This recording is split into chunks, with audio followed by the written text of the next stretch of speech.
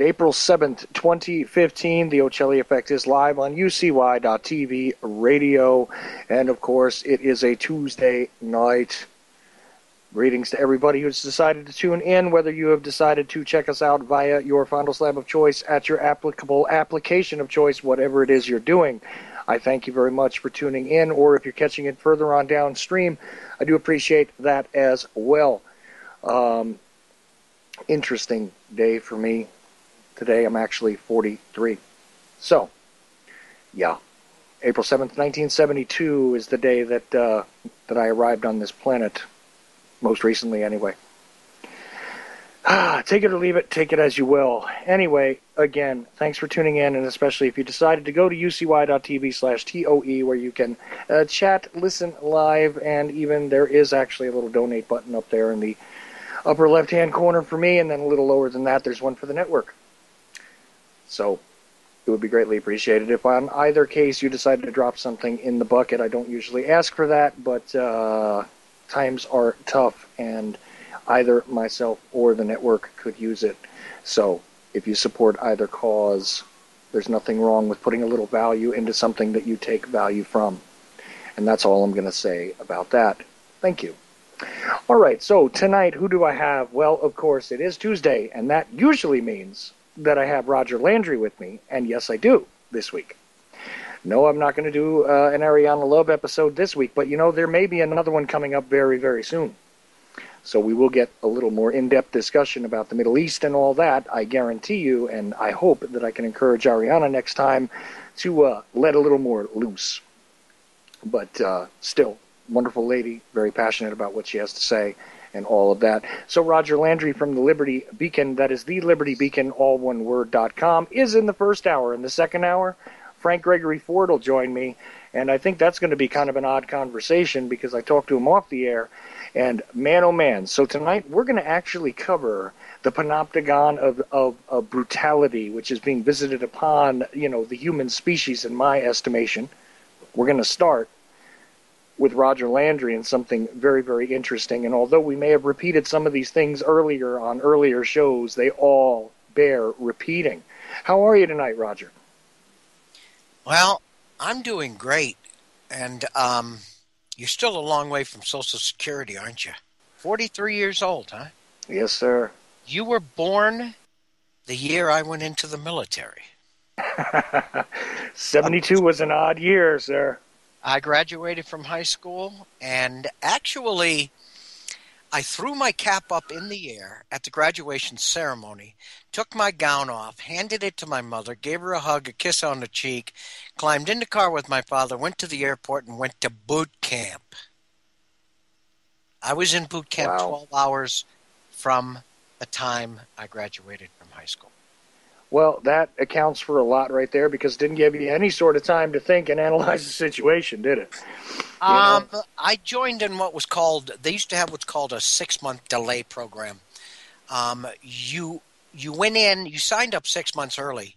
It actually counted towards your longevity and your rank. Time in rank is what you need in order to advance, as well as being recommended by your seniors.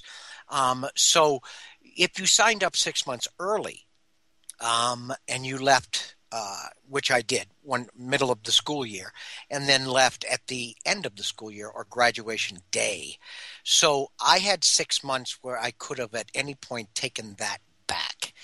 But again, I constantly tell everybody, had you known me even 3 or 4 years ago, I was the biggest neocon this planet had ever seen. I was a rock'em sock'em robot. And even as a budding adult of 17 years old, I needed my father's signature to go in at 17. Mm. I put the con in neocon. So there was no doubt what I was going to do. The only question to me at that point was whether or not I was going to be a ground pounder, whether I was going to be a wing flapper, or whether I was going to be a bubblehead. So I spent my time in the service in the nuclear submarine fleet, and that's another whole show. I'll be writing a couple of articles about that in the near future, and they will be topics for the Ochelli Effect show. That would be great because one of the things that I do always like to go into is the interesting way with which young men have been drafted over time and are still being drafted, mostly through the pervasive propaganda, which is still there. Roger, it's done differently nowadays, just a bit. But they still grab you with that idea, and I got to tell you, at that age, I was disappointed that I couldn't join the military because I was not deemed physically able. I really wanted to, and here's the thing: although people can hear sometimes that I have a little bit of a liberal base in some of my old idealism, there was a lot of that neoconservative stuff too. I remember when I thought Fox News coming online was a good thing because it seemed like we were going to have something that was going to oppose the so-called liberal media. Of course, I was a kid, and, well, you think a lot of things when you're a kid that you learn much later in life are different, don't you? Well, I don't know what the hell my excuse would be then, because I was in my mid to late 50s when I finally woke up to what was actually going on in the world. But there are people out there who would still tell you that I am a kid, at least mentally. Well, you know what? Not such a bad thing. And just a little note, yes, I did get the Skype message, and yes, I'm fully aware that I share a birthday with Billie Holiday, Russell Crowe, and Wordsworth. Yes, I know that. There's a lot of actually interesting figures that were born on April 7th, and it's one of the dates that's noted as Christ's crucifixion, just so you know. But Somehow I knew that the pontification on all of this would fall into the realm of this discussion today. well, and that's the thing. When we take a look at a guy like Wordsworth and the stuff he was writing about, we take a look at a singer like Billie Holiday who was really gritty and way ahead of her time. We take a look at a guy like Russell Crowe, who I'm sorry to say made one of my favorite movies, which was Gladiator. I appreciated that movie.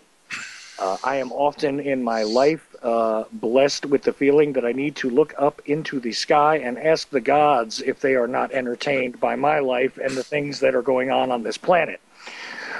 So I don't know if you ever saw the movie, Roger, but do you know what I'm talking about? I think I've seen it at least a dozen times. Then when he looks up at the arena in Rome, right? Which obviously, I mean, it's not an exactly accurate historical movie, but you do know that this is a relatively interesting composite of a lot of things that happened during that time when Bread and Circus was out there Right? See how I tie this together? Yes, uh, as I said, the pontification would flow. There you go. And when you think about that, and you think about the modern age, the electronic age of bread and circus, and you consider the fact that the Russell Crowe character in the movie Gladiator did turn to the mob essentially and say, "Are you not entertained?" when he was pulling off these really remarkably excellent feats of slaughter in the arena, like I said, it does make me think about the world around us and exactly how toxic things have become on the media diversionary level as far as the weapons of mass distraction go, as far as the modern circus go, as far as all of that goes. But you know what? It's yet another thing to I remember that we are also, on all sides being converged upon by the scientific biochemical aspects, which not only. Before you jump into that, Oh, okay, oh, because I see where you're leading, yes. I would like to tell you that I am more along the lines of a Kirk Douglas fan when in Spartacus, especially the scene where the entire army has finally been surrounded and captured by the Roman legions, and the general steps up and says, if you point out who Spartacus is, I will allow the rest of you to live. And Spartacus looks at his men and he says to himself, I cannot allow this many true souls to die. So he steps forward and he says, I am Spartacus. And then all of his men, one by one, each step forward and say, no, I am Spartacus. And this leads me to believe or to really jump deeply into thought about this movement we are building and spreading across this country. And it leads me back to a meme I made up the other day that states all of this very blatantly. And what I wrote on that meme, and you know I write these just my thoughts or these reality bites all the time. Mhm. This one states that a true leader is only proven so by the individuals he lets or he chooses to stand beside him, not behind him. Right. Right, and that is extremely poignant. And believe it or not, Roger, I was going to go to the Spartacus point Aha. because, as I said, when you have the Russell Crowe thing, and you look at him basically challenging the mob to hey, is this not what you wanted? You also have to think back to that Kirk Douglas movie and the story, which is pervasive about Spartacus, and yes, that extremely poignant moment where, and you can find it in other literature if you don't want to watch the Kirk Douglas I movie, think and it was Tony Curtis who was the slave who was his best friend in that movie. I believe so. I believe you're Yeah. right, and of course there's a lot of jokes because Roman soldiers don't wear wristwatches and things like that, and that's true. But that's true. But Well, they wear wrist sundials. Roger, Yeah. and I bet you have one in your drawer. All right. Oh, oh, that hurt. Ow. But good. Very It's good. it's okay. It's okay. Believe me, I feel older than you are, so don't worry about it. Now, going back to it, yes, that is what it's about. And of course, if we don't all begin to stand up, and this is something I say constantly, if we don't all begin to stand up as one in a unified fashion, then we will definitely, certainly, and most conclusively, systematically fall one by one, and there are good reasons for that. And not only do we have the psychological warfare, which seems to attack us all on all sides, but we do have the biochemical toxic world, which is where we're going to start today, and an interview that I'm rather jealous of, to be honest with you, because I would like to have spoken to the man that we're going to be referencing tonight, and I'll let you get through the article now. I'll shut up. So, He is the gentleman we're going to be discussing tonight is the science contributor or director of the Liberty Beacon Project. And it is due to my frailties in remembering things. Once I jump off of this show, I usually have so many things to do that I forget within minutes, even having done the show, not literally forget, but I mean, it's put out of my mind. You have asked me at several points in the past if I could talk to this gentleman who I talk to on a regular basis about doing this show with you. And I have told you that I would, in fact, talk to David and we would arrange that. All you need to do is just, you know, remind me, throw it in my face, you know? I'm never the squeaky wheel, Roger. Well, you need to be at times because nobody wants my life. When I tell people I work 18 to 20 hours a day, 7 days a week, and I never get a day off, we're talking about years without a day off. You better than anybody knows I do not exaggerate that point. This is my life. I go from one thing to the next, to the next, to the next. I have been on 9 calls so far today, ranging from 15 minutes to 45 minutes, and some of them have been as much as 50, 60% across the surface of the globe. So this is a normal day for me. So if you would grease that squeaky wheel every once in a while, or be that squeaky wheel every once in a while, then you might get more from me, and you so deserve to have a discussion with David. I think that you would have a phenomenal discussion with David. I really would appreciate that. And just really quickly before we actually swing into the meat of this, I do want to thank everybody. There was over 80 people that happened to wish me a happy birthday on Facebook. And, of course, Charles Catalano, by the way, Chuck Catalano there in California, thank you very much for your contribution. I wanted to make sure that I acknowledged all the people that were very kind and very nice in saying that today. And yes, I decided to broadcast live, which people didn't think I would do today, but I do it on Christmas, my birthday. I don't care what day it is. The work still needs to be done. So there you go. The only time I took off is when the baby was being born. So that's that. Okay. Now, all right, you want me to sorry, jump Roger. into this, right? Yes, sir. I am dying to hear this because, and I'm not even going to read the article. I do have the link, so I'm going to try and drop it in the chat room if the browser will cooperate with me. But I'm not going to read the article because I want to actually just listen to you read it. Okay. As you said, this is not the first show I've done with David, but we do manage to pull a little bit more of the tyranny and the mind-bending catastrophic situation that exists in America today. And let me go into that. Excuse me. This is a TLB special. It is a recorded 1-hour recorded radio show. But as Chuck will tell anybody, when I do a TLB special recorded radio show, I not only put it out on the Liberty Beacon Radio Network, but I also put it out with an accompanying article. That article is written as a preface by myself, then the radio show, and then an article from the guest, which caps it all off at the bottom. So the name of the show was or is TLB Special, Our Toxic Environment and the Declining Health of America, a discussion with microbiologist and EPA whistleblower Dr. David Lewis. Now, the name of my article, which caps it, the preface, is Toxic America. And that's what I'll start in on now. Yes, Chuck. Oh, no, nothing. I made it. I bumped can tell into when your mic goes on and off. Yeah, I bumped into it, and there it is. Sorry. All right. So live radio. Sorry about that. That's all right. I love it. All right. So again, the name of the article is Toxic America. Just because we don't talk about something or hear about it in the news does not mean it does not exist or is not a danger to you, me, our children, and all of society. The point of contention here is it may be just the opposite in today's corrupt and complicit world. In the late 1960s, a cry went up concerning environmental pollution from industrial toxic dumping such as Love Canal and many other massive sites, poisoning not only the environment but the local populations as well.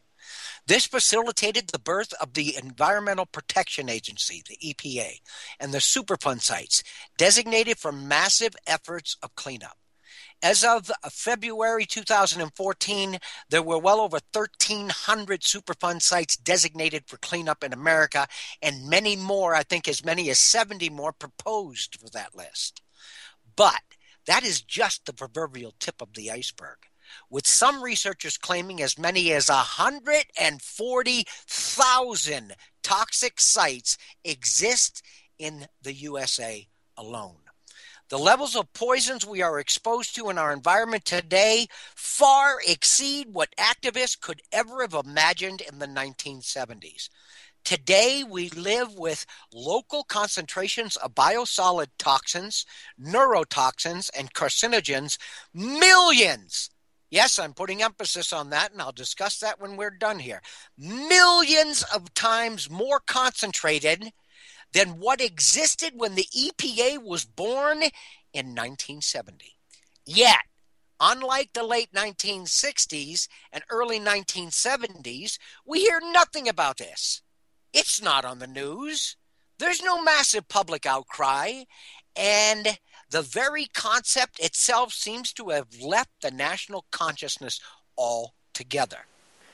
And you Now, now wait a second, Roger, because I'm going to say something here, and I don't like to interrupt your articles, but let me just say something here. What we have seen over the past couple of decades is the introduction of bits and pieces of this. Never has anybody really taken the time to put it in context and state that this stuff is everywhere? Every once in a while, you'll hear about a cluster of illnesses that occur. There is the amazing story about Love Canal and all that. There is, the stories about, the people who survived through the 3 Mile Island thing.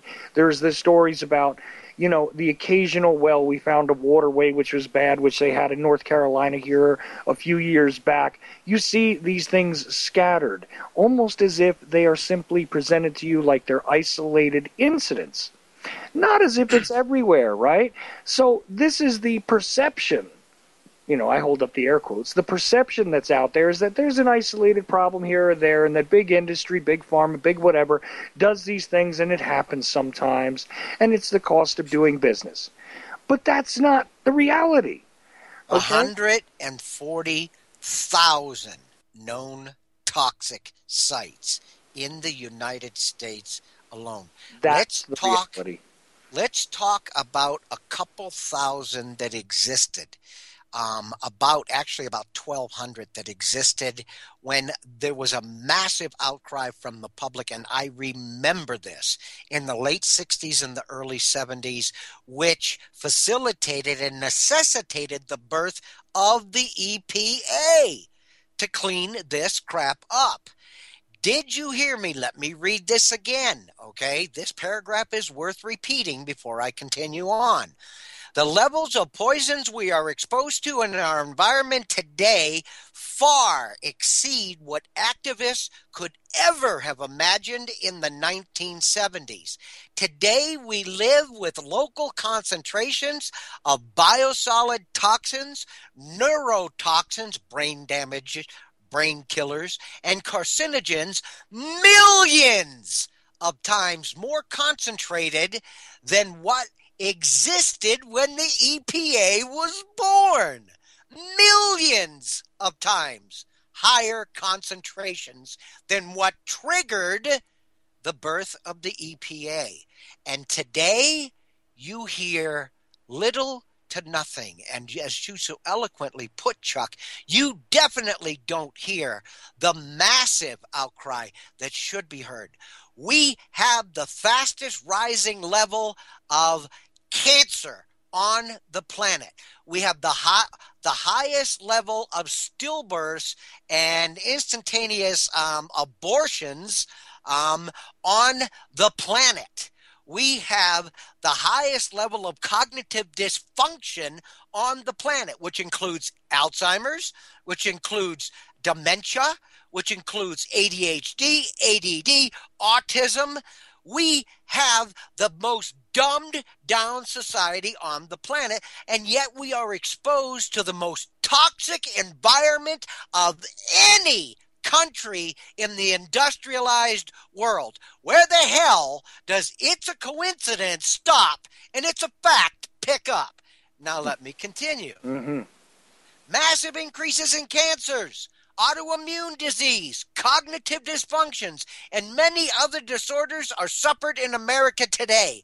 Is it a stretch of the imagination in any sense to correlate some of this with the massive increase of extremely toxic biosolids dumped as, here we go, folks, fertilizers with EPA blessing on our farms, yards, gardens, schoolyards, parks, golf courses, etc. Today, the USA is the sickest society in the industrialized world. We suffer the highest level of, and I just said this in my little rant, Alzheimer's, dementia, ADHD, ADD, autism, as well as all of the other things that I mentioned and more on this planet. Is this a coincidence? But, okay, I will not ask you to take my word for this, even though I don't challenge, I dare anybody to prove me wrong. And I always will. But I'm not going to ask you to take my word for it. What you're going to find included in the link is a gentleman who spent 30 years researching this as the lead researcher for the EPA. Let me give you a little bit of Dr. David Lewis's qualifications, okay? Dr. David Lewis is a PhD microbiologist and former senior level research scientist for the EPA Office of Research and Development. He currently serves as research director for the Focus for Health Foundation in New Jersey. Dr. Lewis has written of his research and the ensuing change in policies in the EPA and the federal agencies and other federal agencies, which include corruption, complicity, and the revolving door in the last 30 years that have led to a mass exodus of microbiologists, engineers, and scientists from government agencies. Dr. Lewis has chronicled this in his book, Science for Sale: How the U.S. Government Uses Powerful Corporations and Leading Universities to Support Government Policies, silence top scientists and jeopardize our health and protect corporate profit. Yeah, he wrote this book. I strongly recommend that you go to that link, you click on it, and you grab a hold of that book, because what Dr. Lewis has to say is going to bend your mind. You want to talk about somebody who speaks to the government complicity and corruption with big industries such as the pharmaceutical industry, the biotech industry, the chemical industry. Nobody talks to it the way this does. And he, Dr. David Lewis, PhD microbiologist and ACE-level researcher, is part of the Liberty Beacon Project. He is our science advisor. He is running 2 studies for this project right now that will embarrass the hell out of both the EPA and the CDC when they are published, because these are things they should have done 30 years ago,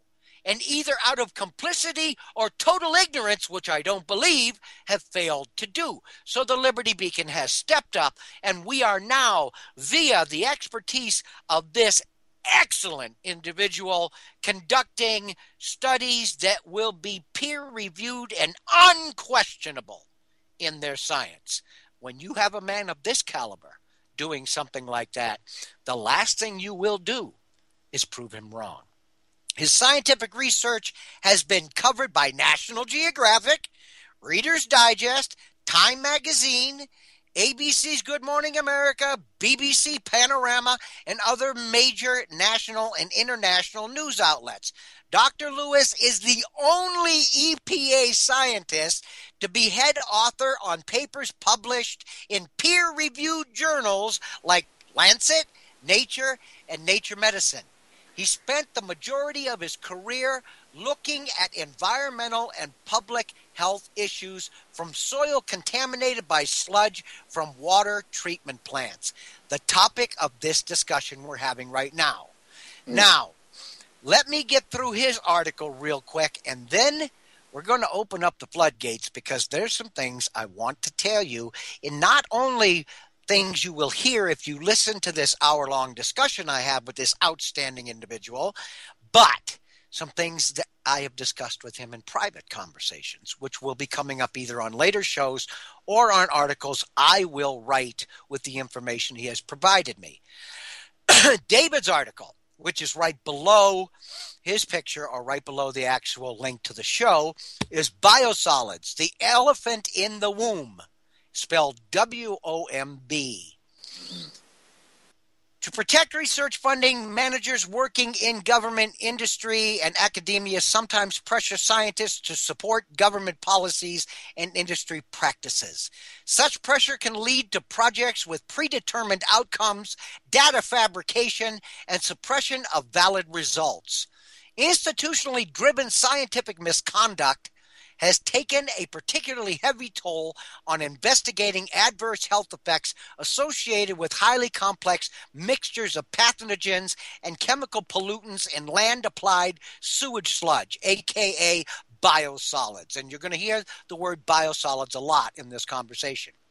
Here, pollutants linked to autism exist in far higher concentrations than in air or water, and in microbial communities play a key role in both the causes and clinical treatment of neurodevelopmental disorder. Okay, cognitive dysfunction from biodegradation at wastewater treatment plants and the terrestrial and aquatic environments to managing gut microbia in children with autism.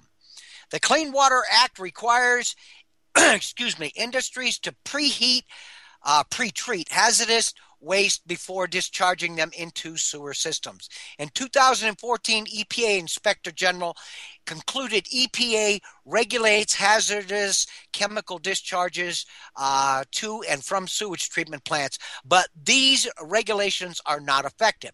Biosolids are applied to farms, forests, parks, school playgrounds, and other public and private lands at rates measured in tons per acre, with heavy metals and toxic organic chemicals in sewage sludges have remained at high parts per million levels. Moreover, EPA places no limits on the amount of biosolids applied to land so long as nitrogen levels are not exceeded, do not exceed agricultural requirements for plant growth, i.e. economic rates. Rich in nitrogen and phosphorus, biosolids contain high parts per million levels of all of the leading groups of chemical pollutants linked to autism at far higher concentrations than other sources of environmental pollution. Sewage sludges produce in many highly industrialized in any highly industrialized country, likely contain virtually every fat-soluble pollutant found in industrial and municipal waste, plus all their biodegradation products, which can be even more harmful. This includes heavy metals, insecticides, phthalates, or whatever that is. You got to remember, he's a PhD, I'm not. Bisphenol A, PCBs, brominate, flame retardants, perfluorinate compounds, and many other component neurotoxins and immunosuppressants. Although immunologic and neurologic chemical pollutants are present in most sewage sludges in parts per million levels, far exceeding the maximum levels EPA allows for these same pollutants to be discharged into the air or water. Any roll-land application of biosolids may play a role in triggering neurological disorders is being totally overlooked. Mixed with sewage sludges, even high priority organic chemical pollutants from, and I can't even pronounce the word, can be applied to farms and sold in organic compost fertilizers at local garden centers for growing vegetables. When biosolids are applied to land, therefore, even the most harmful pollutants known are free to blow around in soil's dust, seep into private wells, wash back into streams and rivers, and empty into our coastal marine environments. The EPA has taken a very simple problem, municipal and industrial waste pouring into the streams and rivers, and turned it into a shell game. We have no idea where these pollutants are going and how they may be affecting public health and the environment. Since the late 1970s, EPA has administered a 5-step approach to water pollution, which entails concentrating heavy metals and organic chemical pollutants in sewage sludges, applying them to land, regulating only a few select heavy metals, creating a body of sludge magic literature to support the practice, and suppressing independent research. Now, thanks to the EPA complex mixtures of neurotoxic, immunotoxic, mutagenic, and carcinogenic chemicals that were once swept into the ocean by rivers and streams are now steadily accumulating in far higher concentrations in soils where we live, work, play, and grow our food and raise our children. This is the Dr. David Lewis I'm talking about.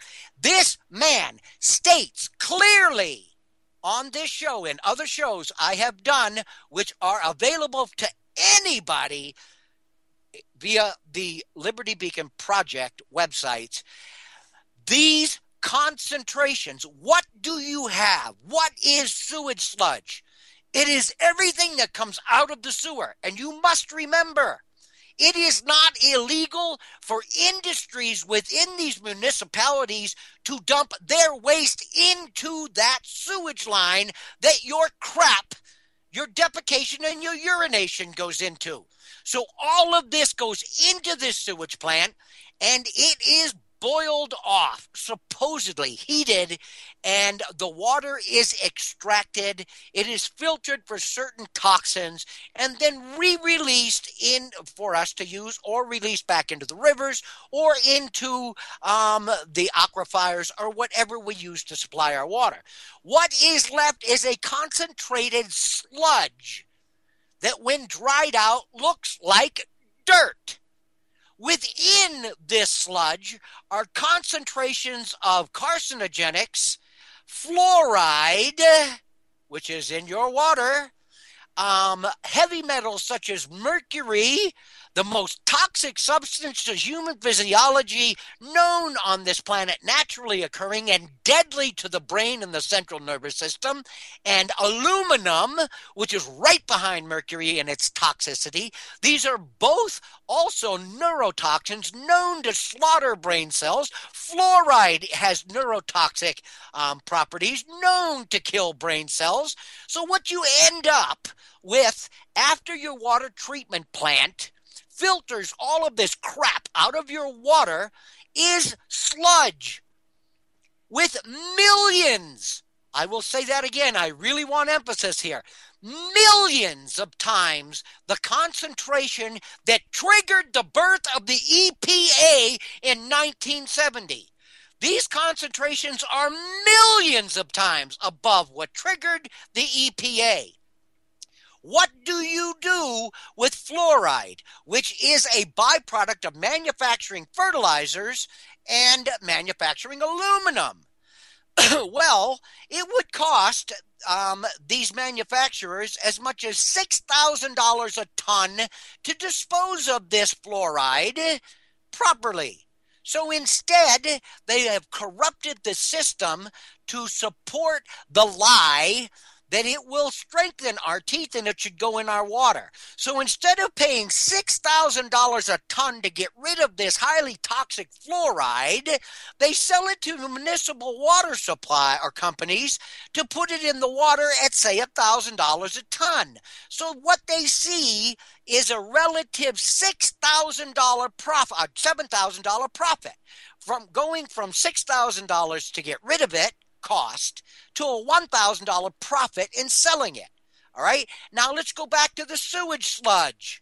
Once this sludge is dried out, it is high in nitrogen, which is great for fertilizer, but it also contains millions of times the concentration of extremely toxic substances. Again, we'll just talk about a few. Glyphosate. Yeah, I said that. Poison, okay? An herbicide. which is in our air, land, water, everything. Fluoride, mercury, aluminum, lead, arsenic, millions of times above the levels that triggered the birth of the EPA.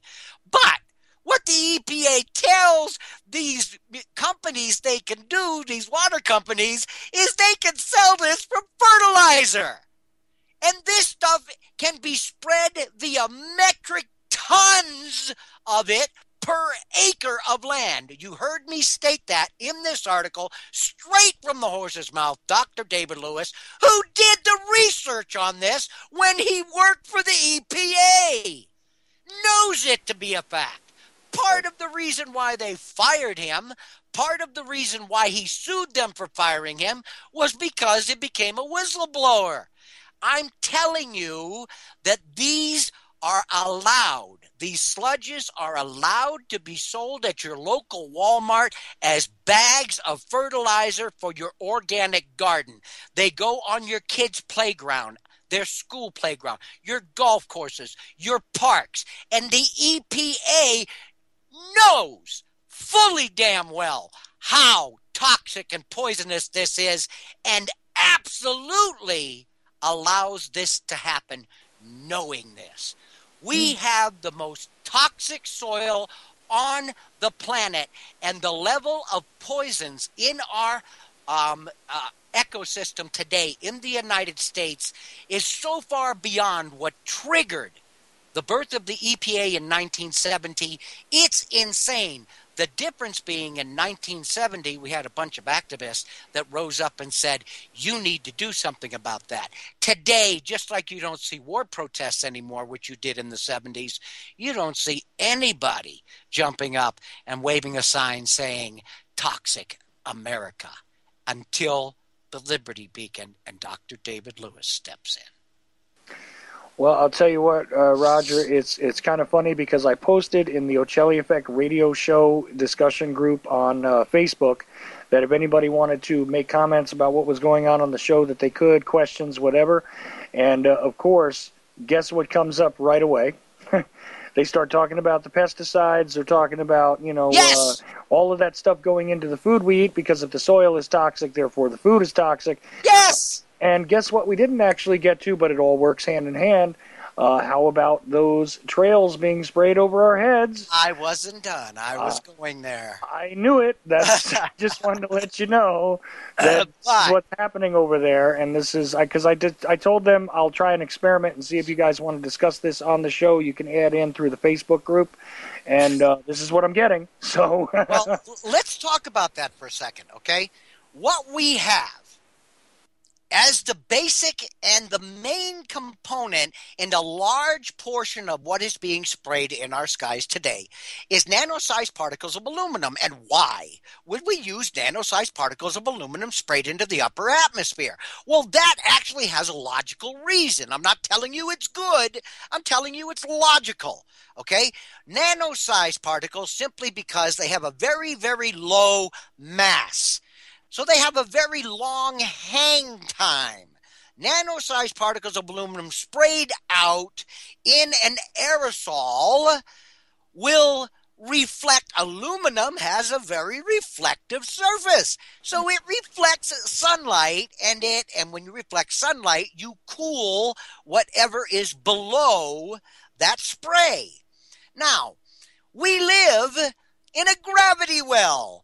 I don't care if it's nanoparticles or macroparticles. If it's in a gravity well and it has any mass or weight whatsoever, it has to settle in the gravity well. It has to fall. When it falls very slowly. So as it's falling, that stuff could be hanging at a level which allows you to suck it into your lungs through your mouth or your nose for a very extended period of time before it falls to the soil and impregnates the soil. Now, two things are going to come from what I just said. The first thing that's going to come from that is you're breathing in nano-sized particles of, believe it or not, mercury and aluminum. Two things I just told you are two of the most toxic substances to the human brain that exist on this planet. But the particles are so small, the body doesn't have to break them down. They're nanoparticles. They go right through your lungs, right into your bloodstream, get carried right to your brain. You drink some fluoridated water, it opens the blood-brain barrier, and bam! It starts to slaughter brain cells. But then, eventually, this stuff has to fall to the ground. And now you have, gee, why is DuPont, why is Monsanto and Monsanto's partners, companies Monsanto has bought, which have done research into producing hybrid seeds, genetically modified or engineered seeds that will grow in aluminum saturated soil. Aluminum saturated soil doesn't exist anywhere on this planet naturally. Aluminum is in everything. It is the third most abundant metal on this planet, and it is just it's throughout almost all of the soil on this planet. So, but it's never at a high enough rate because aluminum saturated soil, green plants won't grow. They'll die off. Look at California, one of the most chemtrailed or sprayed states on the planet. Look at their trees. They're dying. Why are they dying? Because their soil is saturated with aluminum. Now, if you don't think that there isn't a purpose behind this and an intention, why does Monsanto and DuPont and their partners already have patents for seeds that will grow in something that doesn't exist naturally on this planet? Aluminum saturated soil. Nothing's going to grow in that soil except for genetically engineered or genetically modified seeds. It all ties together, Chuck. Oh, absolutely, it does. And of course, now we get to another question, which I do like. Look, you're right about all this stuff, and you are. I know you are. But of course, the question comes to both of us that, okay, so who is supposed to monitor this and fix this? Well, it's not the EPA. It's not the CDC. It's not the CDC. It's not the USDA, because they are all bought and paid for, and they are absolutely selling you the stuff that, as has been pointed out in the discussion group here, it causes cancer and everything else. That's right. Cancer, the slaughter of brain cells, cognitive disabilities of all sorts, everything from Alzheimer's to autism, and I'm only sticking with the A's there, okay? All of these things are all created by this interlocking group of interests who have come together to give us the toxic country we live in. The food is toxic, the water is toxic, and the air is toxic. And the medicine is toxic. Well, of course that is, But yeah, good point. The medicine, the alleged thing that is supposed to help cure you, treat your problems, and everything else that were likely given to you by the greater biochemical industry are also there to do the damage as well. Well, let me give it just a real quick for instance here. We have had people screaming bloody murder all over the planet that the aluminum adjuvant in vaccines is of such a toxic level that it is doing massive neurological damage to especially our young and our infants, because they don't have a properly developed blood-brain barrier to block these metals from killing brain cells. Okay, now the HPV vaccine, which is for cervical cancer, is being administered not only to young women now and young girls, but to young boys, and soon to be administered to infant children. Well, we've got peer-reviewed science out there stating that the levels of aluminum in that vaccine are extremely toxic, and it should not be administered, especially to our youngest children. So what has the government just permitted, just approved? A brand new HPV vaccine with twice the aluminum in it! Twice the aluminum! Where does the madness stop?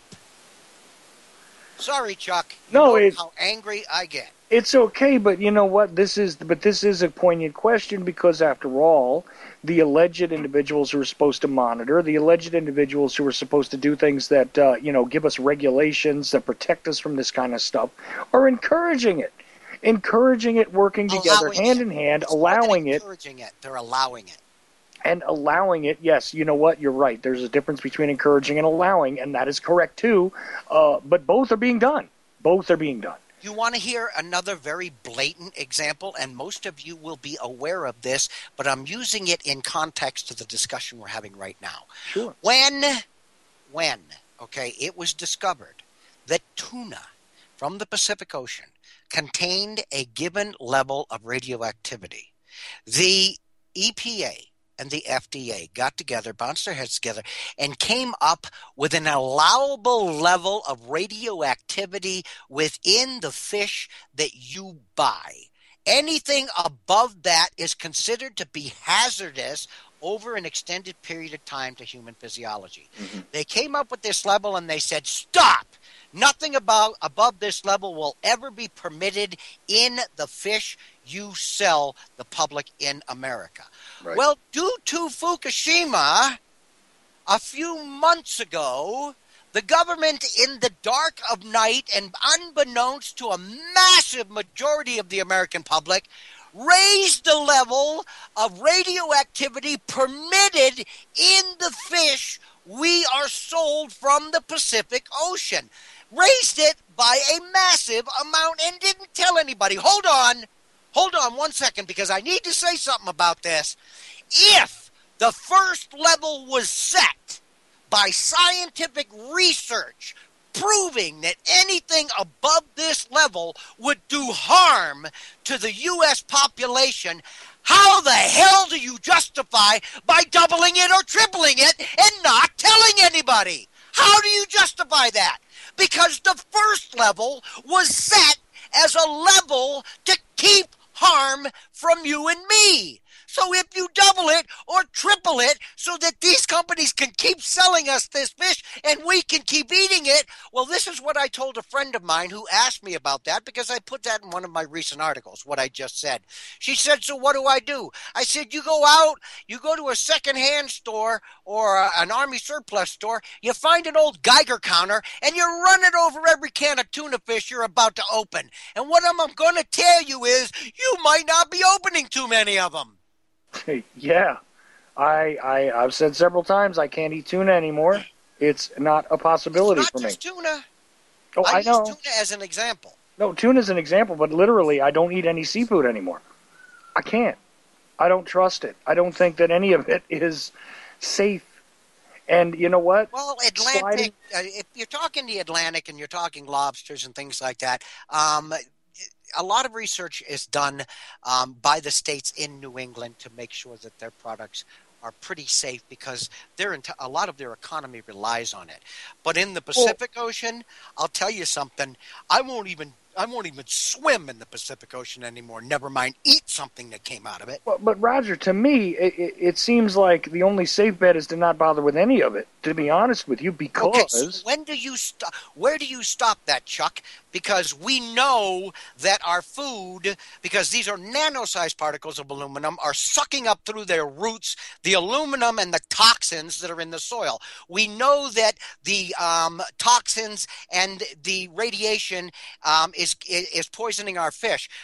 We know that even in your own garden, if you're going to any one of these gardening stores, or even to any of these big chain stores, like Kmart or whatever, and buying fertilizer, I just got done telling you that the toxins in that fertilizer you're going to buy could be 1,000,000 times stronger than what instituted the birth of the EPA. So right. What do? Do you stop eating? Because that's your only recourse, unless we push back.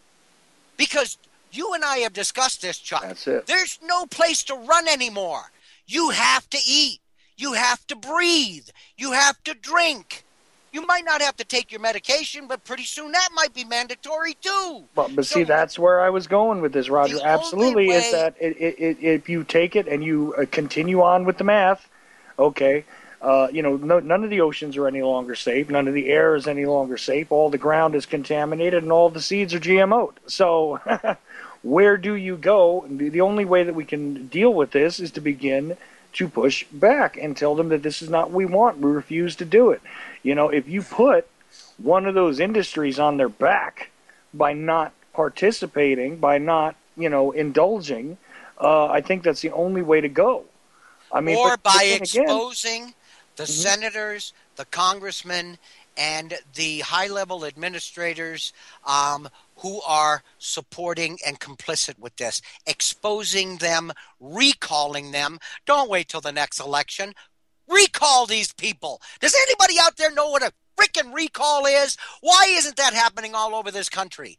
If we find a senator or we find a congressman that is complicit in this, recall their dumb butt and send somebody back who's going to support you and me. We have the power of recall. Let's get off our dead arses and get something done. They are killing us. They're poisoning our children. And within 2 generations, this planet, and there are a lot of scientists screaming this planet will not be able to sustain any form of life we see today. And I can't say it any better than that, Roger. I absolutely set it up so that you would knock it down. Yeah, well, Because, you know how to trigger me, and that's part of the reason I like doing a show with you, because I don't mind being triggered. I don't mind getting angry. Because if somebody's going to listen, because the crazy old man is frothing at the mouth and talking at 150 decibels, fine. If that's what it takes, I'll give it to you. right, but every single thing that you said makes absolute sense. And this is what it comes down to, is at the end of the day, if we don't stand up and begin to react in every way possible, like I said, though, there is nothing wrong with pushing back against these industries and telling them no. No, you're right. There is absolutely, and seafood for me is the focus at the moment, because I absolutely won't buy anything that comes from the seafood industry until they fix this. Okay, that's really part of what I'm doing, but I mean that's my I don't know how to completely escape all of the toxins. I know I'm consuming toxins on a daily basis. I know my children are. I know every person who can hear the sound of my voice is absolutely consuming toxins on a daily basis, and it is by design, all of it.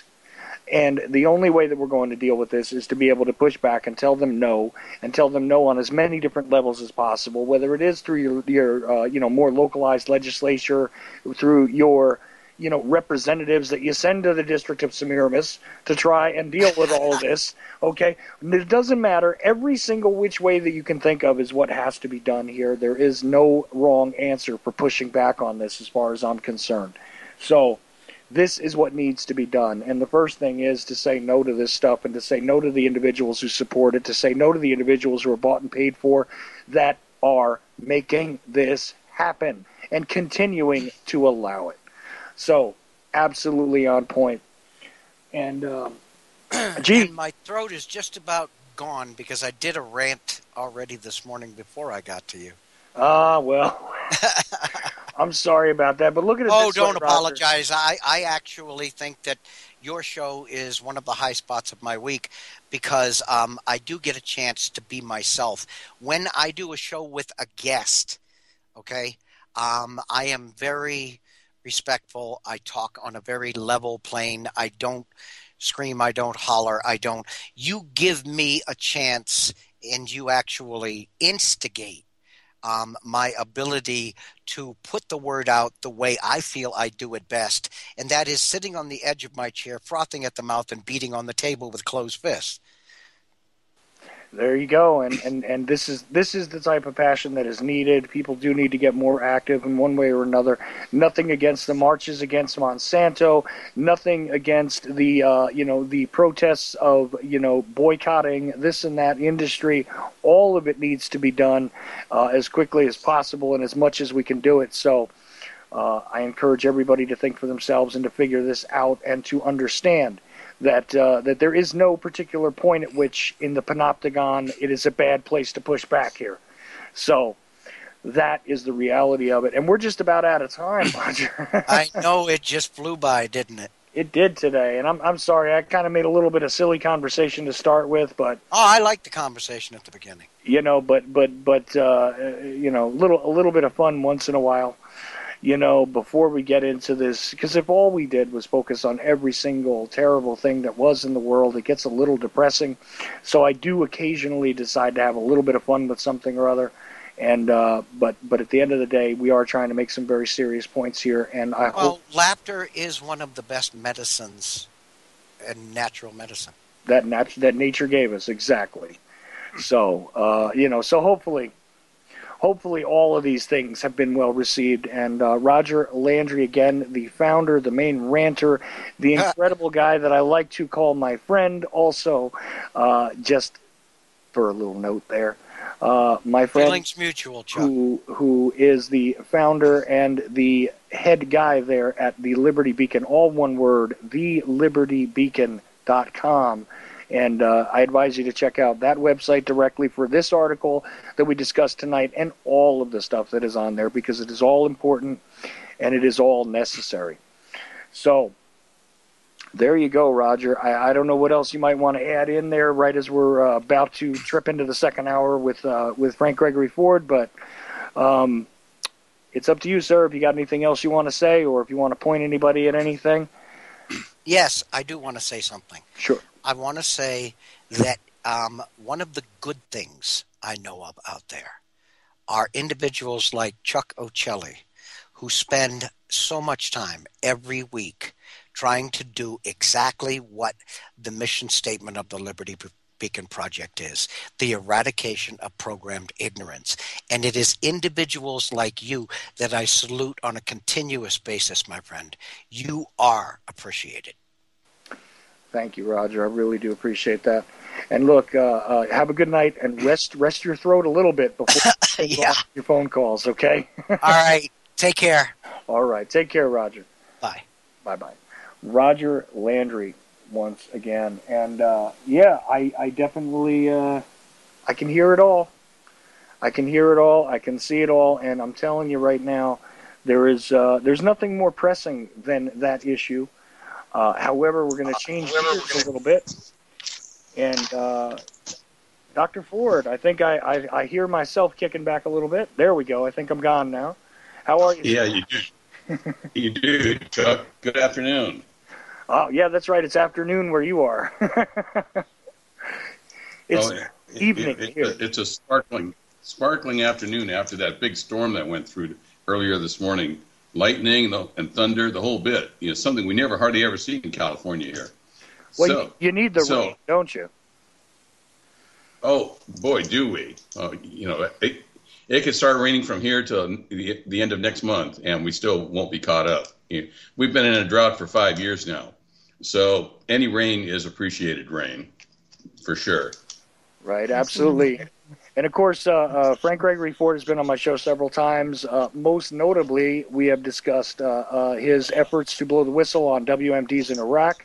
We have also discussed the fact that he is the only U.S. intelligence agent ever to be, well, let's put it bluntly, ever to be actually kidnapped, extracted from a wartime theater against his will, to be renditioned, as they call it. Okay, I know that I hate that term, but to be strapped to a stretcher and pulled out of Iraq, against all legal precedent and against military, the rules of military conduct and everything else.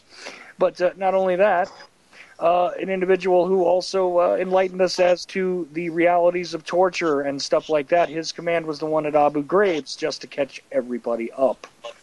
Okay? So, in case you haven't heard Frank Gregory Ford before on this show, I suggest you go back in the archives and take a listen, because amazing, amazing stuff. Now, today, I know you had some other points you wanted to cover, some things that you're learning about, and I'd be more than happy to discuss them with you. I want you to understand, though, that when we discuss, you want to start with the Liberty, or you want to start with 9/11? Okay. Well, first, let me go ahead and start with the Kennedy assassination. Everybody's ears perks up over that.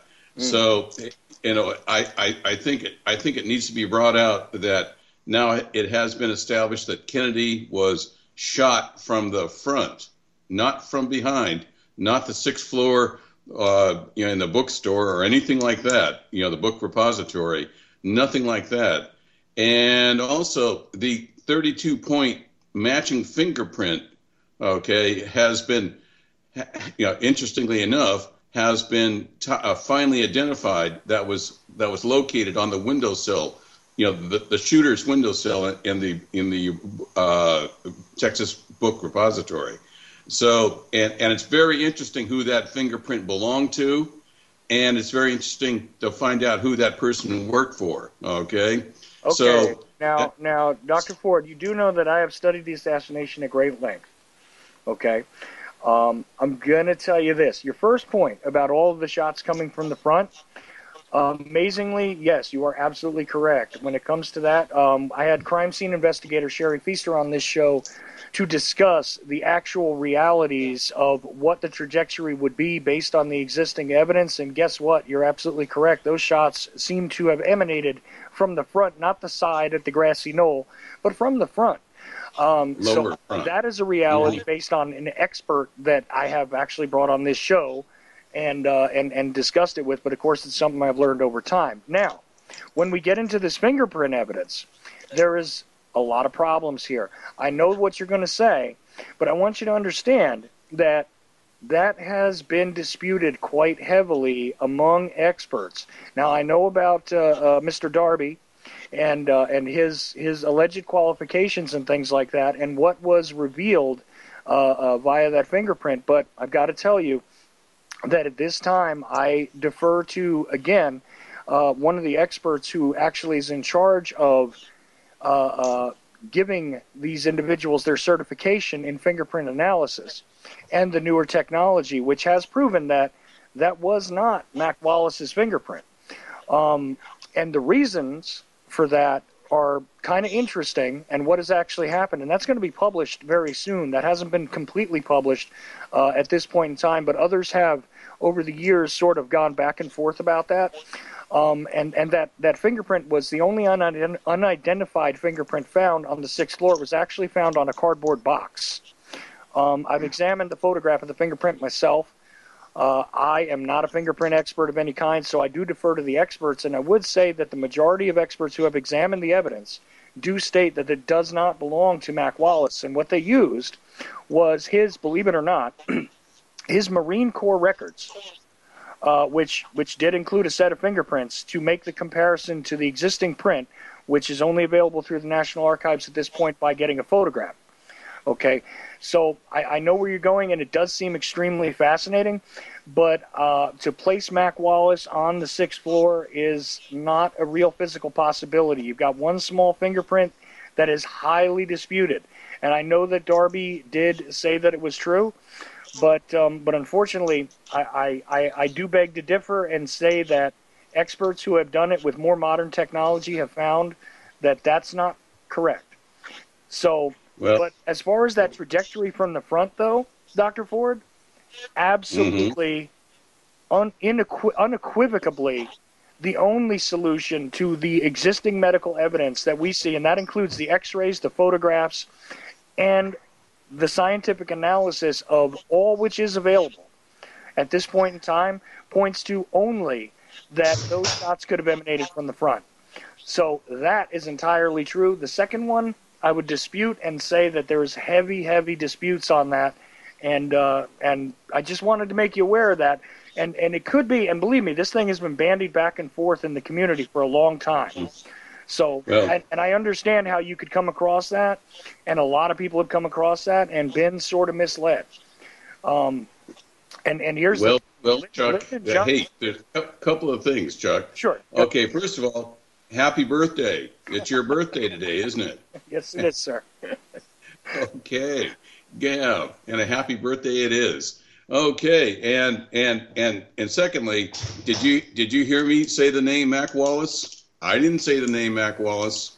And the other thing is that if there's any denial coming from the FBI, that is automatically suspicion on that fingerprint. Oh, so yeah, not the FBI. Don't no. The FBI when it comes down to the evidence in the Kennedy assassination, very Yes. good point on your part as well, because the FBI did nothing but convolute, mislead, straight up lost evidence in the Kennedy assassination, the most important murder investigation they could have ever been involved in, in their history, essentially. And they lost evidence, misfiled it, misplaced it, destroyed it directly at every single turn. So again, another valid point. But the denial on the fingerprint evidence from the FBI, no, I would not take that I would not take that to the bank either, sir.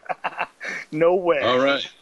Okay, great. So the next big mystery that everybody is constantly thinking about. Okay, as your listeners probably know, that as an intel operative, I was briefed on the 9/11 operation in July of 2000.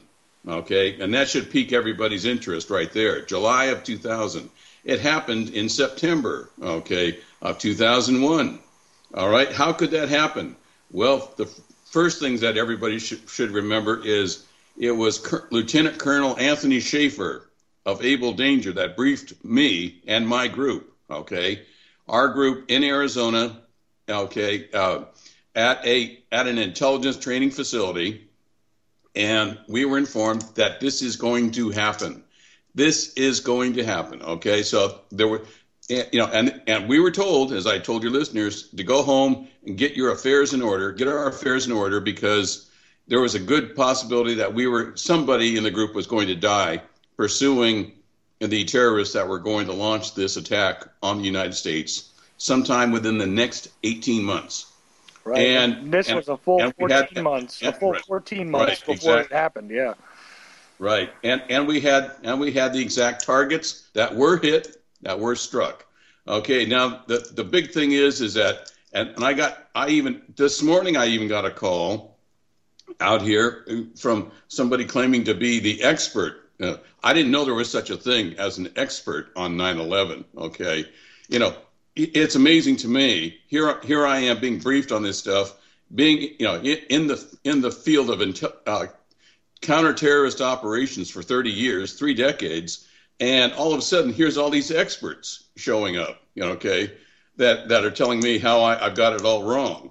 All right, but needless to say, something has happened. Okay, and I told your listeners about when I was in Iraq, something was really eating at me about the Russian radio truck that I found melted into a pool of molten metal. Okay, it had melted. It hadn't burned. It hadn't fractured. It wasn't crushed. Okay, there was no concussion evident. It had melted. Okay, and the second thing was a MiG-29, state-of-the-art Russian jet fighter, the very best they have to offer. I found it, and it was completely melted, okay? Not burned, melted. The only thing that was left of that MiG-29 was the 2 titanium engines, all right? So to make a long story short, I started thinking, what on earth could have done that? And I went back through some of my notes back when I was working in the defense industry on Star Wars, okay? Here we go with Star Wars. And I remembered making some notes on something. It was a particle beam that was fired from 2 miles away. This was live time, and I was out in Silicon Valley at the time, out here in California, and watched this particle beam strike an old Atlas missile that was sitting on the runway, or actually it was a launch pad in Cape Canaveral. And it struck the missile in one of the titanium rings. Okay, the outer rings of most missiles are titanium for strength. Okay, and in fact, when you see a rocket take off and you see it discharges, fires off its different stages. That's what it's firing off are the titanium rings, and so anyway, this particle beam fired from 2 miles away hit that missile, and to say that it did it damage would be putting it lightly. Okay, that particle beam completely crushed that titanium ring on that Atlas missile from 2 miles away. So I remembered that, and then I saw something very recently. Okay, it was a weapon demonstrated by who else? Who else would we suspect of being involved in 9/11? Okay, besides Al Qaeda. All right, who else? I'm wide open for suggestions. Okay, but I'll tell everybody to save them from guessing. Well, yeah, Okay, because I have two guesses here, and they are real okay, simple. all right. They are either. Okay. All you have to do is say, oi, oi, There oi you vey, Okay. oi. Okay. Yes. Okay. Boy, those Israelis, okay, they're always up to something. They've always got their finger in something. Okay. I was told at Abu Ghraib when I was being strapped to a stretcher and being tortured, okay, that it wasn't the command that was ordering me strapped to a stretcher and tortured. It was the L3 group. The L3 group is the communications group that communicates with all the jet planes in the world. All jet planes are interconnected with a satellite-based form of communications that ties them all together, and that's why you know exactly where every single plane is on the Earth at any given time. It's the L3 group that runs this system, this net. And guess who owns it? One guess. Oi, oi. That's a hint. Oi. Okay. So Israel owns it. All right. So needless to say, I just saw something, and surprise, it was a particle beam. Okay, called iron beam. All right. Hopefully everybody got that iron beam. And immediately I started looking at this thing, and it was designed. Guess what? It was designed on our technology, the U.S. produced technology, out in Lovelock, Nevada. Okay, Lovelock, Nevada. Gee, what's out there? There ain't much except a bunch of melted towers, radio towers, okay, that are melted into the ground. And this technology was borrowed by the Israelis, and now they have something called iron beam that can actually fire a radio beam, okay? It's not a radio beam, it's a laser beam, but it's a particle beam that can shoot down or if it's concentrated on one spot, a metal spot for very long, it will melt it, okay? Does that sound familiar to your listeners? It will melt anything metal. Well, okay? here's the thing. For years and years, right, we've heard about these particle accelerators and things that sound almost like science fiction being utilized by the military, and gee, this is technology that's upcoming. I mean, we've been hearing about this for 20 years, but the reality is that military technology is not unveiled usually until, to the general public, until it's way beyond obsolete. I mean, isn't that the truth?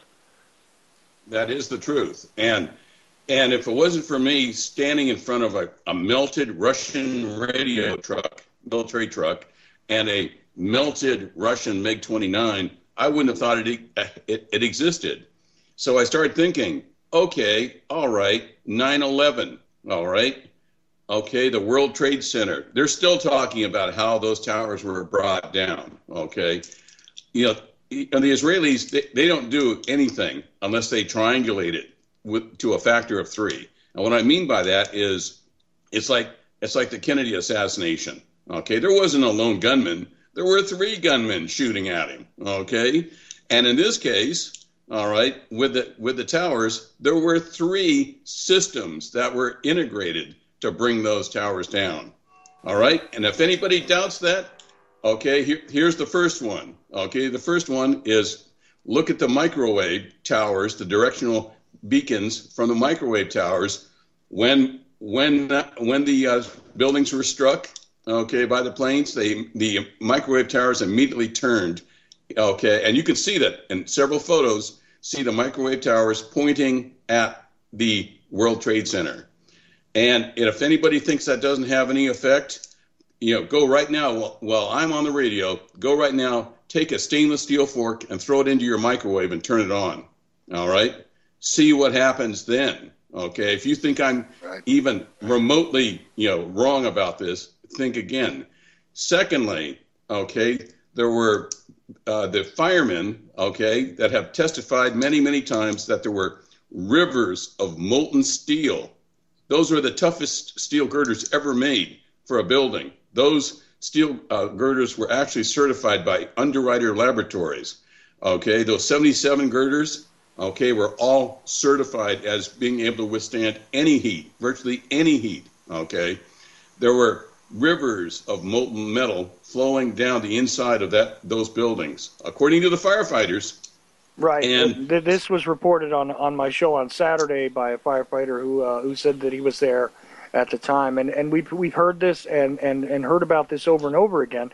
And I've got to tell you, the one weird anomaly here that besides the fact that there is no way that jet fuel causes this to happen, first of all, or the fires which could have emanated thereafter, because we're talking about buildings and building supplies and office supplies and things like this being lit. They simply don't reach the type of temperatures required, okay, to bring metal to even the point of softening. And meanwhile, we have stuff that's twisted and disintegrated. I mean, the idea that fire did this is absolutely ludicrous, first of all. The other thing is that other people have tried to state that, that there were micro-nuclear weapons utilized there. Now, it is a whole lot more plausible to me that directed energy, microwaves, things like this are a whole lot more plausible in my mind for what it is that we see on these films and everything else, aren't they? There was a pool of molten metal in the basement of each building, all right? If there had been explosions and fractures of explosions, there wouldn't have been a pool of molten metal, okay? Not a pool. It was a small lake in the bottom of each building, all right? Including Building 7 that hadn't been struck by a plane, allegedly. So what does that tell you, Absolutely. You've got it.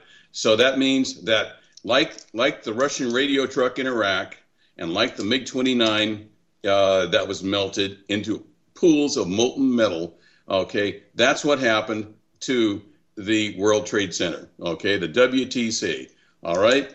And yes, and to back it up to make sure, as I said, these things aren't done. I know how the Israelis do things. They do things usually pretty well, all right?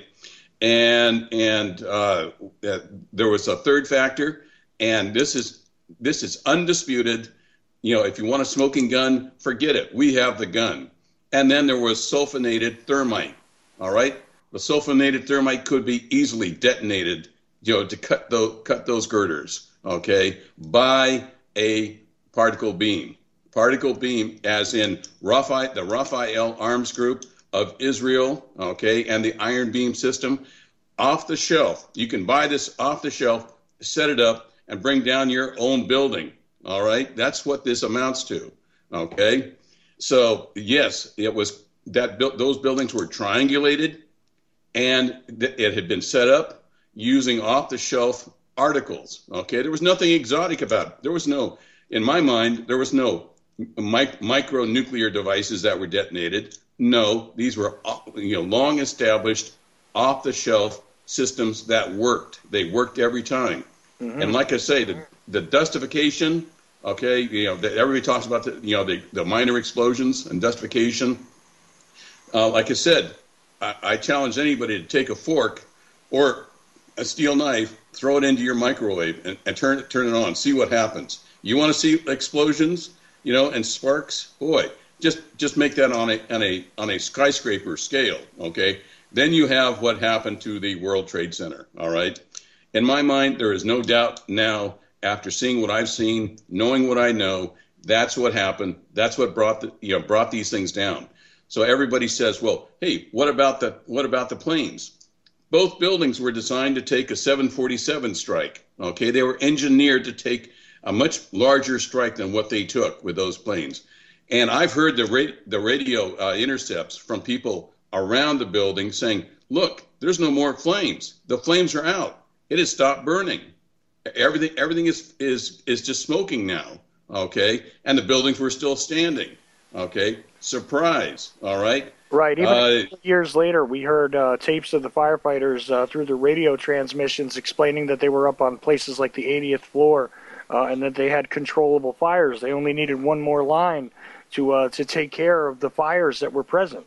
I mean, we're talking about really not much left after the big fireballs, from the planes. And that's if you absolutely believe that these were the planes and everything else. Even if you take all of that into account, most of the fuel had been exhausted immediately in the initial burst, in the initial flame, in the initial fireball or whatever. So the residual fires that existed afterwards were actually controllable by the firefighters, and you can hear them talking about this. And I talked about this with Rudy on Saturday, that there is no way that a professional firefighter in New York City is going to say, bring me another line and I can knock down this fire, unless he knows for certain he can.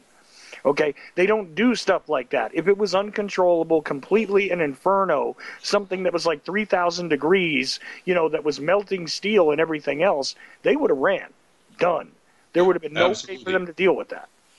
Those firefighters are experts in fighting skyscraper fires. They're not experts in fighting grassland fires or woodland fires. They were experts and are experts in fighting skyscraper fires. That's what they do. That's all they do. That's all they've ever done their entire careers, is fight fires like that. And nobody's asked this question before or since, is buildings that big had never fallen before, and surprise, they haven't fallen after, all right, no matter what was done to them. Okay? So, even a controlled demolition, they don't fall like those buildings fell. All right. So, sorry, those buildings were brought down by off-the-shelf systems. Okay, that wouldn't be questioned if anybody, had a bit of curiosity. Some inspector somewhere or some law enforcement agency had a little bit of curiosity about these systems that were being installed on the buildings around within a 2-mile range. Okay, of the World Trade Center, which in downtown Manhattan is quite a distance. All right. Mm-hmm. And by the way, those microwave towers, after the buildings fell, surprise, go look at some of the other photos. The microwave towers are pointed straight back up in the air like they're supposed to be.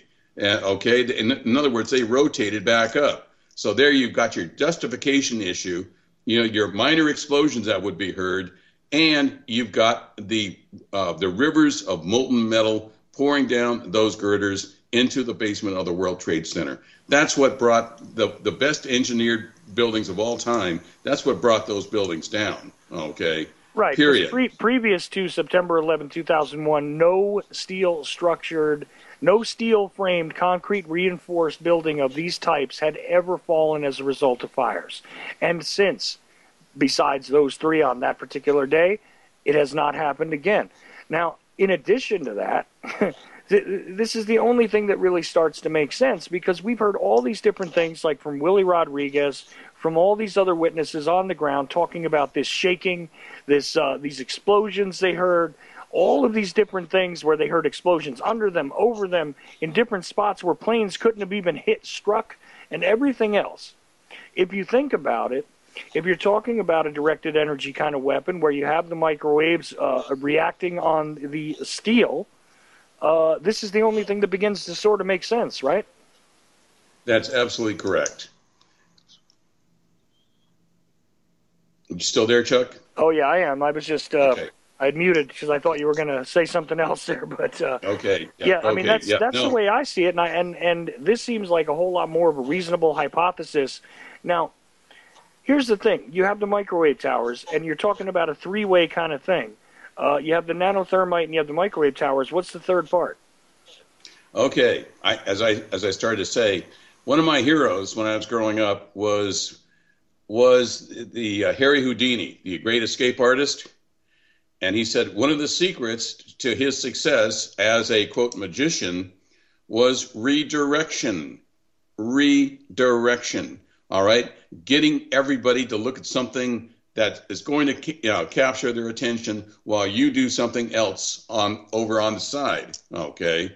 And I kept thinking about that in addition to this. What is more spectacular than having a couple of planes fly around Manhattan and smack into in the World Trade Center? Okay? And by the way, that is exactly the scenario that Colonel Schaefer 14 months before with his group Able Danger said was going to happen. All right? There's no ambivalence about it. He said those planes were going to be hijacked and they were going to be flown into the World Trade Center and select targets in the Washington, D.C. area. Now, your listeners are all probably saying, "Oh yeah, right, yeah, this is like making the facts fit the case here." Okay, well, don't believe me. Go to Able Danger and look up what Lieutenant Colonel Anthony Schaefer, who is now a spokesman for Fox News, has said all along. He's the only person who's written intelligence books that have been recalled off the shelves because they were so accurate and truthful. Okay, the government doesn't do that if something is just out in left field, another conspiracy thing. No, it's when something hits too close to home, and that's when they recall books. And Anthony Schaefer, has had, like his last book was completely recalled. All 5,000 editions were completely recalled. So, that's who we ought to, by the way, that's who we ought to have as president. Somebody that's fearless, that is devoted to America, that can't be bought, okay, and will stand up against, any odds, to defend America. That's who we need. Not another one of these jokers like another Bush. Oh yeah, that's what we really need is another Bush or another Clinton. Oh my, OMG. Okay, but anyway, okay, sorry about that. I had to slip that in. It's okay because you know what? The only thing that makes me worry about Colonel Schaefer at this point is that he is getting a paycheck from Fox News. That's the only thing that makes me step back and go, wait a minute. But other than that, I mean, you're absolutely right. I mean, the guy was on point, and of course, this has always been one of those things that nobody could really put into context. He had the information about not only the not only the events, but the hijackers' names, everything. He had way ahead of time. He was actually called. There was video out there of the public, discussions with him in Congress and all that afterwards, and people know about this. But it's one of those weird things that I've never been able to put into context. Like, what does that really mean? Because, at the end of the day, none of this would have happened without people knowing what was going on. And although I think that Schaefer was doing his job, and actually trying to prevent something from happening, it becomes extremely questionable as to what the rest of the apparatus was doing at that point, doesn't it? And of course, that goes right back to the Harry Houdini thing because, hey, the left hand doesn't know what the right hand is doing, and that's because everybody's watching the left hand. So, and I think that's what happened there, and Schaefer was one of those guys legitimately trying to do his job. Excuse me. Well, it wasn't very long after that Robert Gates, the head of the CIA, okay, when all this controversy started to bubble, okay, everybody started to question this, okay, kind of like the Kennedy assassination, okay, the facts just weren't fitting, round pegs weren't fitting into square holes, sort of thing. Right. And Robert Gates said, look, the American people saw with their own eyes those planes crash into the buildings, okay, the World Trade Center. And when he said that, I thought, okay, all right, we better look on, and he started re-examining all the stuff that the media has put out. And just about that time, the Senate launched a attack on Schaefer. He was attacked, without anything. When I came out and filed my charges against Torture News, hey, Anthony Schaefer was literally surrounded parks for 7 months. And within 14 hours, all of his intelligence data on Al-Qaeda, on 9/11, was actually gathered up. Believe it or not, there was a lot of Skype interference there when you were just talking. Hang on just a second. Let's see if the signal clears up a little bit. But I know where you were going there, and I know nobody fully heard what you were saying. So I wanted to make sure you had a chance. Okay. See, I always find it coincidental that the electronic stuff starts to break up at exactly the right time, right? You were about to make a point. Bring it back to, what was significant about what he knew and what happened to him immediately following those hearings and everything else. Try again, and let's see if it'll get out. Okay. Okay, I need to get this out, and we need to get onto the liberty issue, Chuck. Okay, listeners want to get that. So within 48 hours after 9/11 hit, the quote Inspector General, Department of Defense Inspector General, descended on Abel Danger and Lieutenant Colonel Schaefer and took every single one of his notes, every single intelligence that they gathered over years of tracking the Al Qaeda group. All right, the Al Qaeda group, and was destroyed. Every single letter of evidence, okay, on 9/11, what they had done, including briefings with my group, all right, was systematically destroyed. And then just smear, I've never seen a smear campaign was launched on Lieutenant. All right, but what does that tell your listeners? Okay? It tells me a lot. All right, and especially since I was the recipient of some of that same treatment when I charges. Who said, "Oh, great," but anyway, you know, I want, as I always say for your listeners, John, don't take my word for it. Investigate it. Look it up. Okay, we have something wonderful called the internet now, and the internet is what gives me something incredible. Yesterday, as you well know, It's still kind of breaking up. Do you have your phone handy?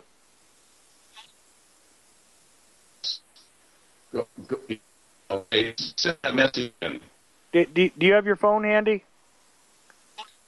Send that message. Yes. Okay, go ahead and call in, because I think the Skype is cracking up too bad. Okay, yeah, that's a typical electronic intelligence response. Can you hear now? Now, I heard you say that, but I don't know if you're going to get anything else out through the Skype. Oh, man. Okay. I should start. Okay, send the message. Send that message you just sent me. What number you want me to call, and I will call on that. I want your listeners to hear what I have to say about. No, I want them to hear it as well. I sent you the number there through the Skype. Yeah, Chuck, send it again. Okay.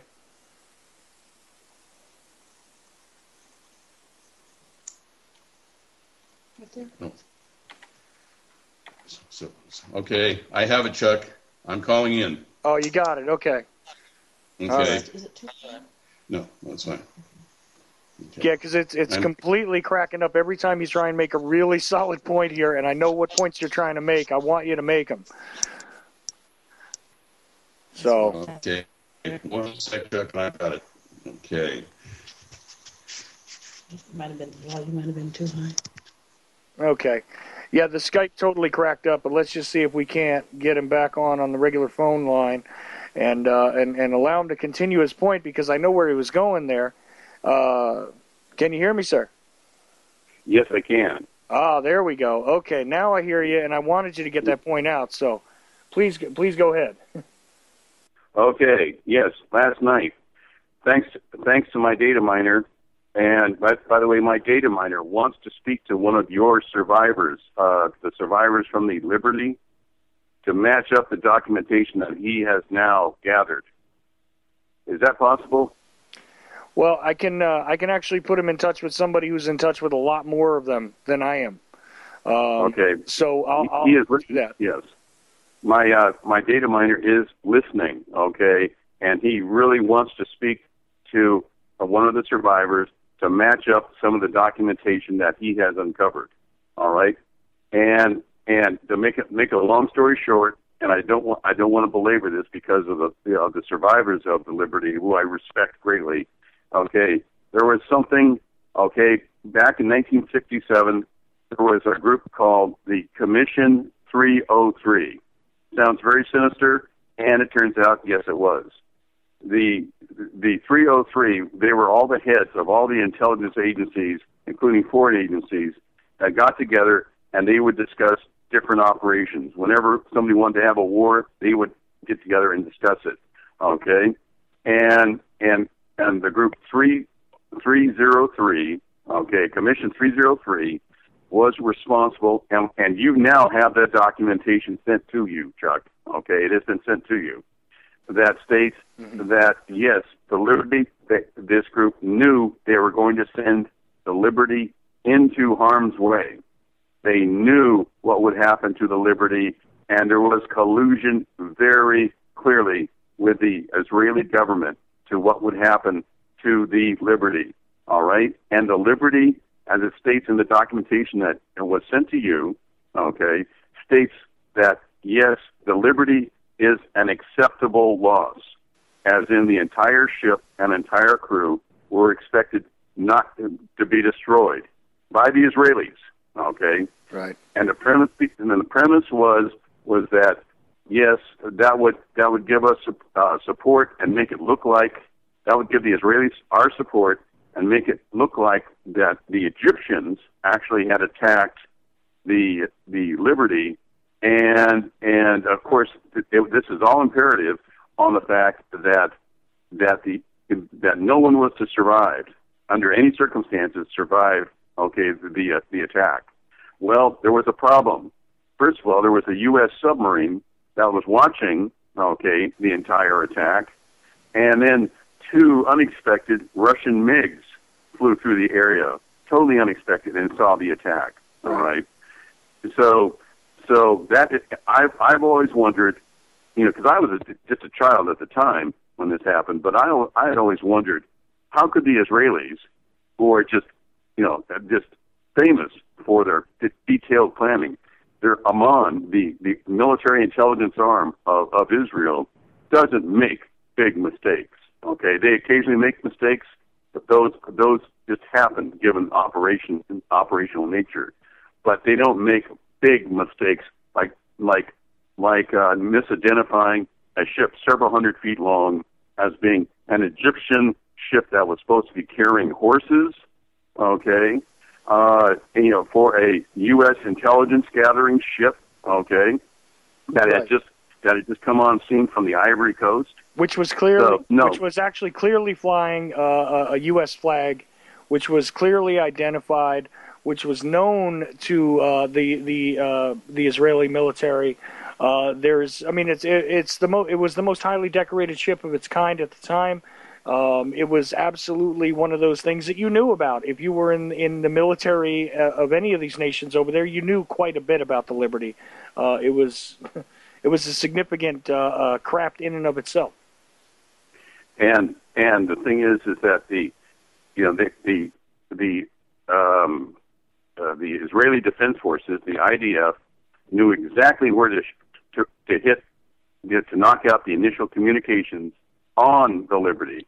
Okay, the first strike was a armored 20 millimeter gun striking the entire ship, raking the ship, but it concentrated on the radio room. Okay, the first duty that those Mirage jet fighters flying the Star of David, was to first of all identify the Liberty, which they did. They flew approximately 20 feet over the top mast, and the people on the deck sailors on the deck could actually look up and see the face of the fighter pilot. Okay, so they could identify each other. And then the 2 Mirage flew over the horizon, came back in battle formation, and they struck the radio room, to remove any communications, what's called the CIC, Combat Information Center. They wanted to remove that capability from the Liberty, okay? In other words, turning it into a sitting duck. And then immediately after they did that, they all of a sudden on the horizon, torpedo boats showed up. Okay, Israeli torpedo boats show up and fire torpedoes into the Liberty. Okay, there again, the triple attack. Okay, that's how Israel works. They don't do things one way or two ways. They do things 3 ways to make sure there's tertiary confirmation on any operation. Okay, and then of course these torpedoes struck. These weren't shabby old torpedoes from anybody's old bunker that weren't going to work. No, these were state of the art Bendix torpedoes. Okay, that struck the Liberty and disabled the Liberty. It was in critical shape now. Okay, nobody expected an attack on the Liberty from Israel, our ally, quote ally, right? Nobody expected that attack, and then it was a full condition of sinking. Okay, the ship was sinking at that point. When those torpedoes struck and detonated in the core of the Liberty, that was it. It wasn't going anywhere. The engine room was knocked out, and it was only a matter of mopping up, which, surprise, gunboats then showed up, okay, and were machine gunning U.S. sailors that were on fire, trying to leap over the side into the ocean to get rid of the flames. And the Israelis pulled up right next to the Liberty and were machine gunning our sailors. All right, as well as the lifeboats, which I told you and I've told other people is a clear international war crime as well.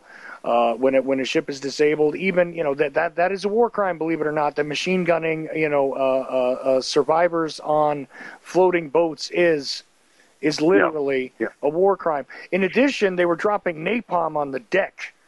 Also, that after is the correct. ship was disabled. Right. Yeah, they shooting sailors in the water is a Geneva Convention war crime. Period. Okay, there's no ambivalence about this. Forget dragging the lawyers into this nonsense. Okay, hey, that is a war crime, straight and simple. Okay, and yes, and they did. The Israelis incinerated any life rafts that were over the side. Yes, those were destroyed. And the only thing that saved the Liberty was, well, there was actually a couple of things. One was some very, very courageous sailors were able to put together a transmitter and send out an SOS. Okay, and the SOS was received, and the Israelis knew that. They got the message going out. They couldn't jam it fast enough, and it was received another ship in the Sixth Fleet, okay, and acknowledged. And the two, thank goodness they were there, the two Russian MiG fighters, okay, that were there.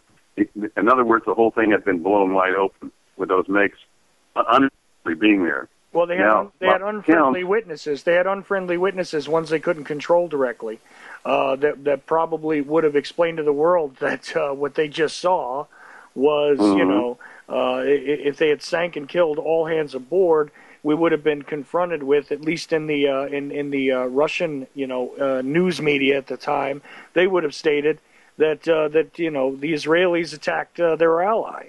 And we would have been confronted with that and having to try and cauterize that wound in the public mind because it would have gotten out. There's phone callers trying to get in. Do you want to take them or? Well, probably one of the phone callers is my data miner, okay, who's trying to get in. All right. Let's see. Right. Okay. 706 area code. You're on. Hey, how you doing? All right. How you doing? All right, this is Earl Conlon, Dashboard Outlaw. Oh, Earl, how you doing tonight? All right, brother. I just tuned in. Don't know what you're talking about, but I saw your post on Facebook, and I'm sitting here doing nothing, so I figured I'd call in and listen to your show for a change. Well, I appreciate that. You don't have to call in to listen, though. We're actually discussing the USS Liberty and what happened. I'm sure you know a little bit about that. Yeah, I try to know something about something, but then again, I'm senile. I can't remember everything like facts and details. Well, that's all right, man. Yeah, I usually listen to the shows on the phone because I'm normally driving down the interstate, and it's the life of the trucker. I can't sit and play with a computer all the time. I got you, man. Well, if you don't mind, go ahead and mute up and hang out, and we'll just keep on with the discussion then. Yes, sir. I'm just here to listen today. All right, cool. Thanks, man. Anyway, Okay. So, Dr. Ford, back to what you were saying there, because we've covered the fact that without the witnesses, which were these Soviet MiGs that had flown by, it is very likely that they would have continued and finished the job. I mean, And this went on for hours and hours. This wasn't some quick attack. This was hours and hours of engagement with this ship. It's kind of amazing, really, that anybody survived. And like we said, they napalmed the deck. They hit they hit all of the life rafts and things like this, which again is an international war crime. And this is kind of a wild thing, And Well, the important part is, go ahead. The documentation of our command. That's what we have now, Chuck. That's what you have that was sent to you, okay, to confirm all this. It was the documentation of Commission 303, okay, our commission that said, yes, these men are expendable, yes, the ship is expendable, and to send it into harm's way knowing that the Israelis knew and were going to attack it. They knew that. That's called collusion to murder, okay? That's called mass murder, okay, on a large war crime scale, all right? And we now have the documentation that states that if they did exactly that, okay? Johnson was aware of it, okay? And surprised, the admiral that helped cover it all up, okay, was Admiral McCain, as in the father of John McCain. Okay, does that ring a bell? Anybody? Sure does. Sure does. And this all leads to Admiral Geist, who mistakenly sent, support planes to try and rescue the Liberty. The wings were directly recalled by Lyndon Johnson and the Secretary of Defense, Robert McNamara, directly. That's You're absolutely correct. Yeah. McNamara was entirely aware of this. Okay, entirely. Okay.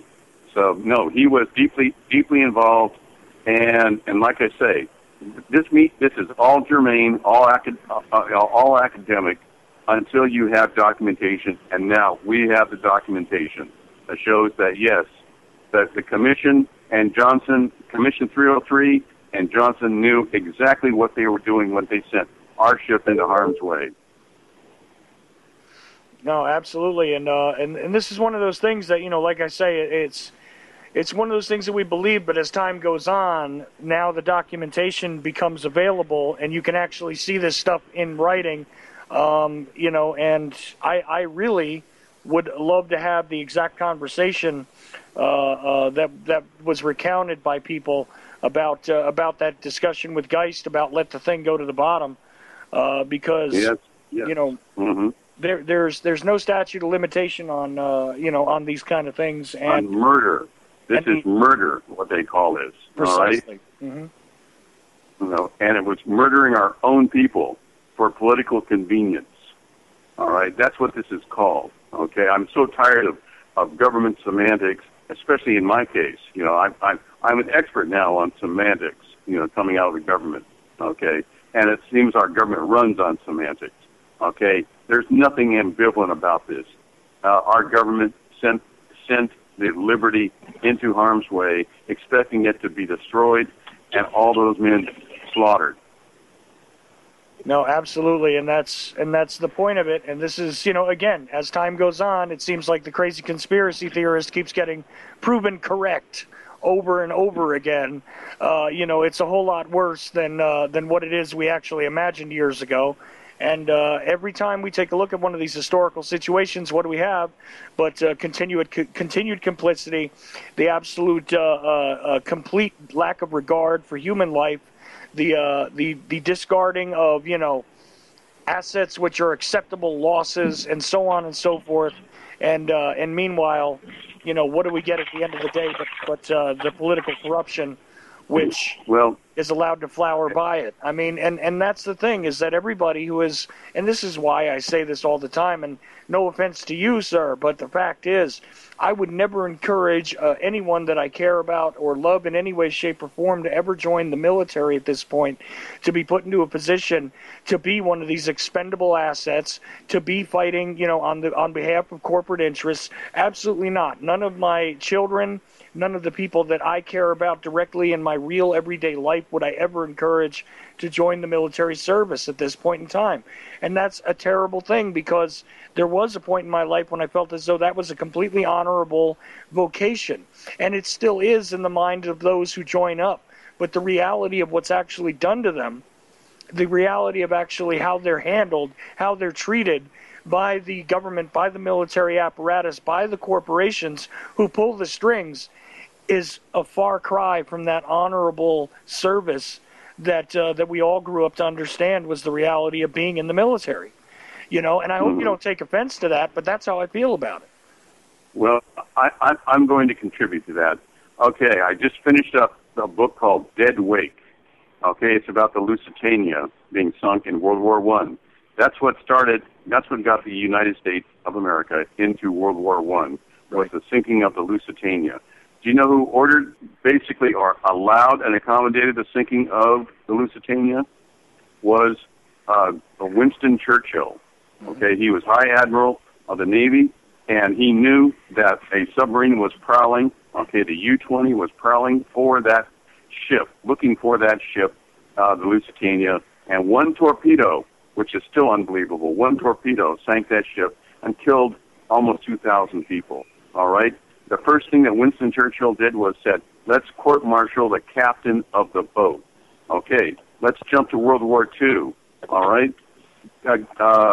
Everybody knew the Japanese, were having a hard time in China. Everybody knew what was going on.